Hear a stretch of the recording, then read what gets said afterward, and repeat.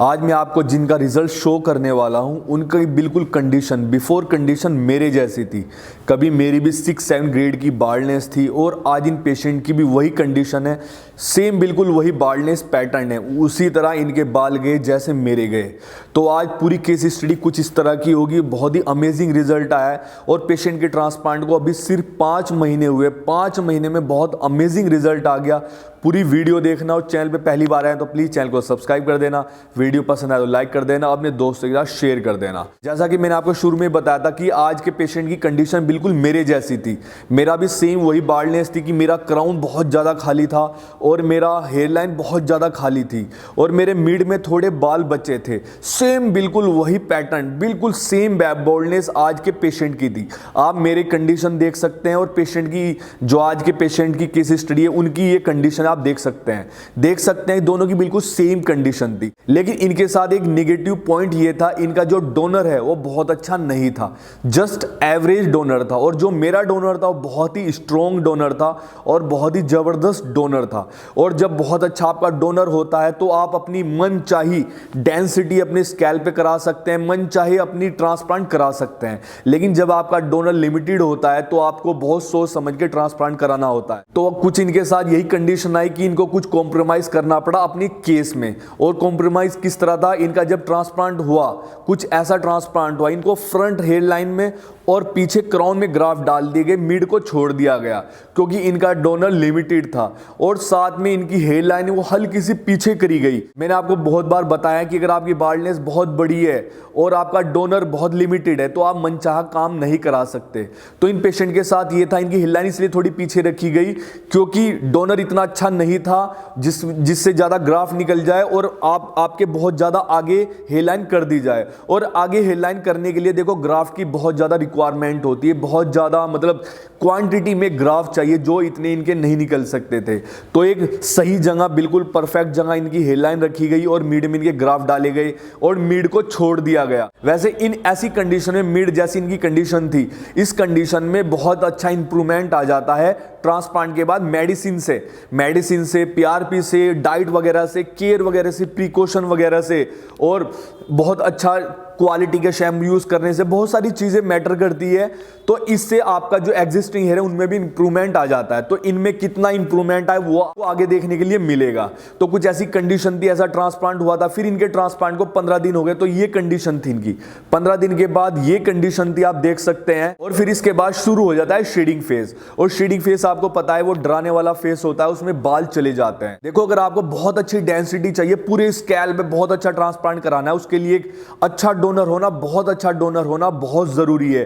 क्योंकि अगर मान लो आप किसी खेत में कोई पौधे लगाते हैं या फसल लगाते हैं तो उसके लिए भी देखो बीज की जरूरत तो होती है। और अगर बीज ही नहीं होगा सफिशिएंट तो कैसे आपके नए बाल उगेंगे? अच्छे बाल तभी उगेंगे अगर आपका अच्छा डोनर होगा।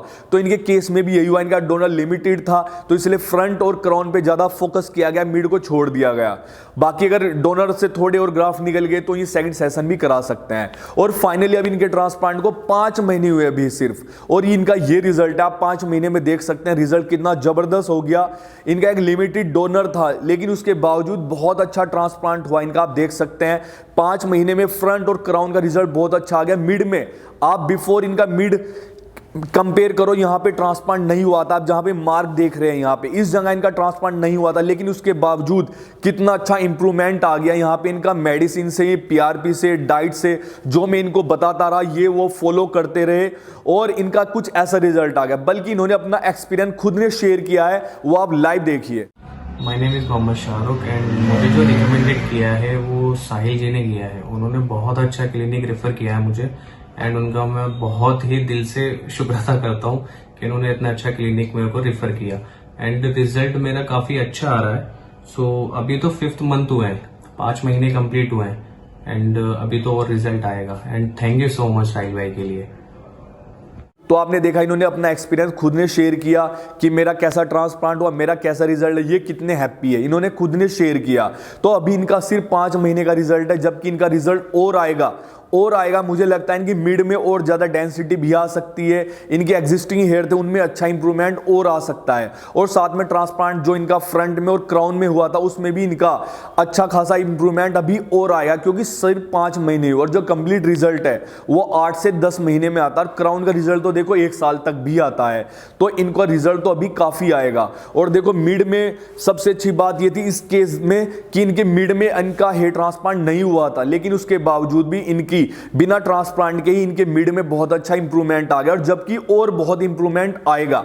और अगर इनको डेंसिटी कम लगेगी तो शायद ये दूसरा ट्रांसप्लांट भी करा सकते हैं अगर इनके डोनर में जान बाकी होगी। बस आपको थोड़ा सा फोकस करना है अपने ट्रांसप्लांट के बाद, थोड़ी डाइट केयर, प्रिकॉशन, ये वो इन चीज़ों का ध्यान रखना है, तो आपका ट्रांसप्लांट अच्छा हो जाता है। तो देखो फिर मैं आपको लास्ट में फिर बोलता हूं कि मन मर्जी का अगर आपको काम कराना है तो देखो उसके लिए सफिशिएंट डोनर होना जरूरी है, वरना पेशेंट बाद में बोलते हैं कि यार मेरा तो यहाँ पे उन्होंने साइड में जगह छोड़ दी, मेरे पीछे जगह छोड़ दी। वो ये चीज़ पहले भूल जाते हैं कि उनका डोनर वीक था तो डॉक्टर ने उसी हिसाब से उनका ट्रांसप्लांट कराया है, वो ये चीज़ भूल जाते हैं। इसलिए आपको ध्यान रखना है कि आपका जितना डोनर होगा उसी हिसाब से काम हो पाएगा, उससे ज़्यादा एक्सपेक्टेशन रखना। देखो मैं साफ बोलता हूँ, आपको फिर बाद में आपको ही दुख होता है कि यार मेरा रिजल्ट ये वो आया, तो ये चीज़ साफ क्लियर करना ज़रूरी है। मैं वीडियो के थ्रू इसलिए क्लियर कर रहा हूँ कि ये चीज़ें कुछ मेरे सामने आई है कि उनका डोनर बहुत ज़्यादा वीक था, उनको भी पता था कि मेरा डोनर वीक है, वो ये बोलते थे कि अरे साहिल भाई मेरा ट्रांसप्लांट कराओ, चाहे थोड़ा सा रिजल्ट आ जाए,